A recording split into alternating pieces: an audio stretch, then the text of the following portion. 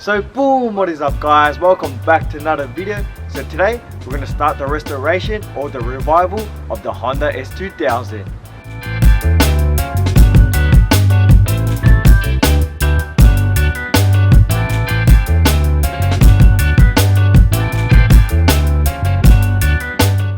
So what we're going to be doing today is replacing two OEM parts I got from AUS S2K. So right here we got the radiator overflow tank, brand new one right here, and we got the window trims as well. As you guys know, my notorious window trims right here, check it out. It's seen better days. Look at that, I can even pull it off like that, like what the hell. As you can see, the color is coming off, the rubber trim here is starting to come off.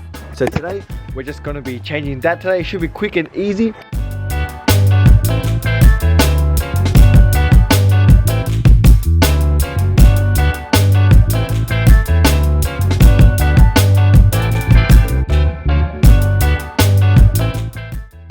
Alright, and the second part today, we're going to be changing the radiator overflow tank.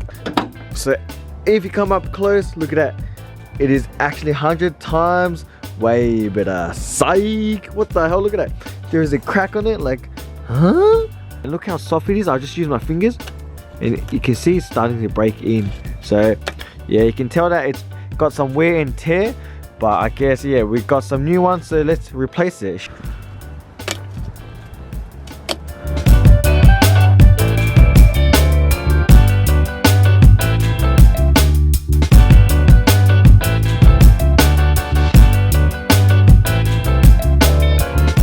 So here it is, we've got the OEM S2K parts, we've got the two window trims, look at that, 100 times, way better, no rubber trim coming off, and damn, you can tell this is actually fresh and brand new. And we've got the tank right here, it's just a plastic piece, but I definitely need it. As you guys saw before, it was full cracked, and you can just tell by the look of it, it's going to be 100 times, way better.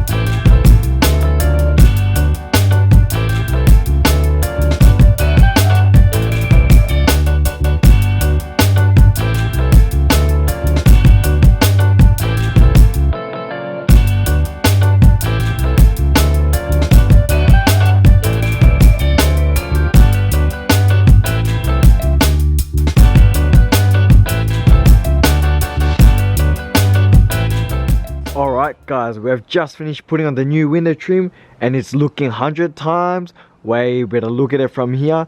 You can't see the paint peel. You can't even see that shiny old trim anymore. Come up close and look at it, 100 times way better. Brand new. Ooh.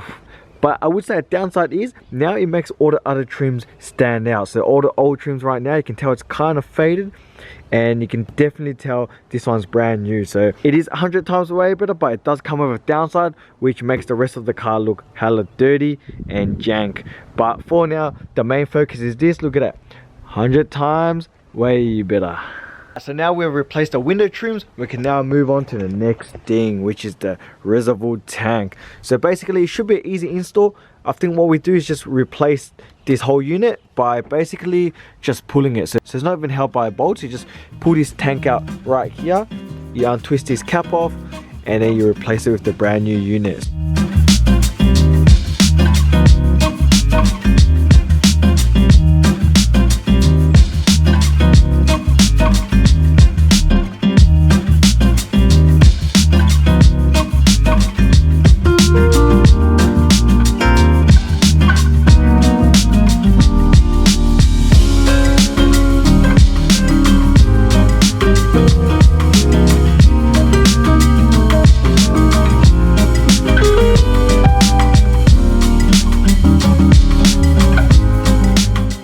Alright guys, so we have now got the new tank installed, and look at that, it's actually 100 times way better.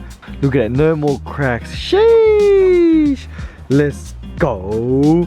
So window trim all done, and the radiator tank all done. So I got a special surprise for this car. Let me go get it and show you guys a teaser. Alright, so I wasn't going to show you guys this, but I thought since today is a short video, I'll show you guys this. But we got a Tamman spoiler for the S2000. Alright, so here it is, the Tamman style S2000 spoiler. Got this from Zero Offset. So this was one of my dream spoilers for when the car was at its prime, but I never got to the stage before we got defected. So I thought we'll buy it now, and then in the future when the car's back to its prime, we can install it. So here it is, the Tamman spoiler up close. This is a replica, so it's not the genuine one, but it should do the job as well. So basically it's going to be replacing the OEM boot spoiler I have right here, and it basically has this slot here for the light. So this spoiler doesn't only cover the top like the OEM one, it kind of comes down below here as well, hence why it's got the slot for the lights. So unfortunately I won't be test fitting or installing the spoiler today, but when the car is back on the road, back up running, 100% running, then I'll definitely wrap it with the black rose vinyl wrap and install it. So for now, have a look. It actually looks pretty sick. As you guys can see, the shape is slightly different as well. So let me know in the comments down below what you guys reckon.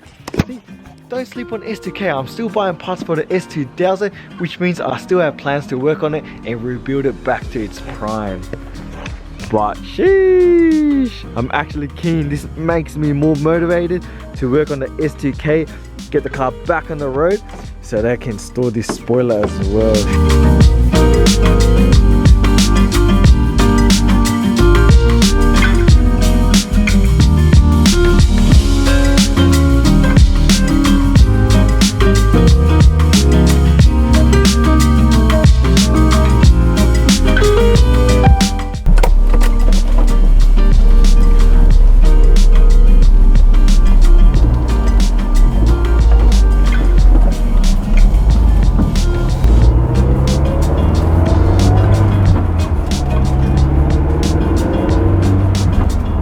The car feels good to drive.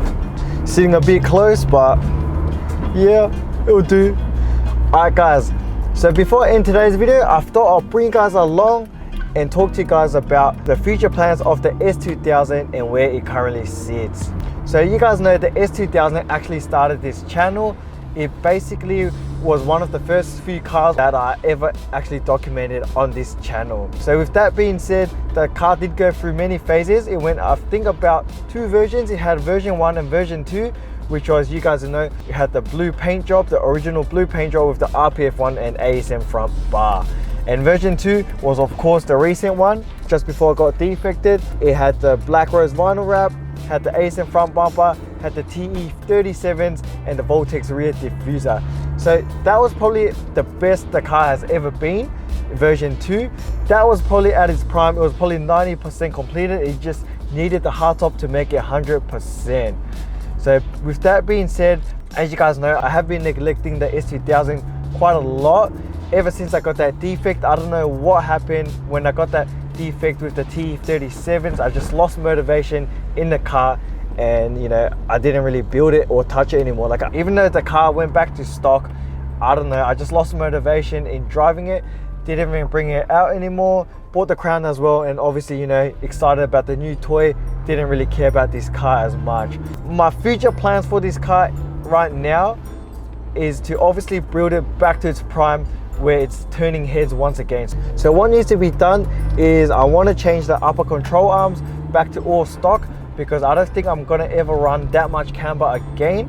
I'm gonna buy wheels that actually fit this time or less work. So none of that big boy spec wheels, more something lenient towards the S2K, so it's less attention and it still looks pretty nice. I might get a set of RPF ones again just for now, but who knows, we'll see. Stay tuned and find out. I need to purchase the third brake light because half the LEDs are out, and I need to fix up the front fender liners. So I think version 3 of this build is I want to make this car a clean but street legal car as well, and also keep it a legal height as well, so it doesn't get the wrong attention, and if I do get pulled over, I can't get in trouble for it as well. So we are going to put the Voltex rear diffuser back on. We are going to lower the car back down, put on some nice set of wheels as well, but like I said, keep it street legal. So I'm excited for V3 of this build don't sleep on it, guys, and hopefully we can get this car back up on the road as soon as possible. Anyways guys, if you guys enjoyed this video, make sure to give this video a fat like, PHAT. Comment down below what you want to see in V3 of the S2000 build, and I'll catch you guys in the next one. Laters.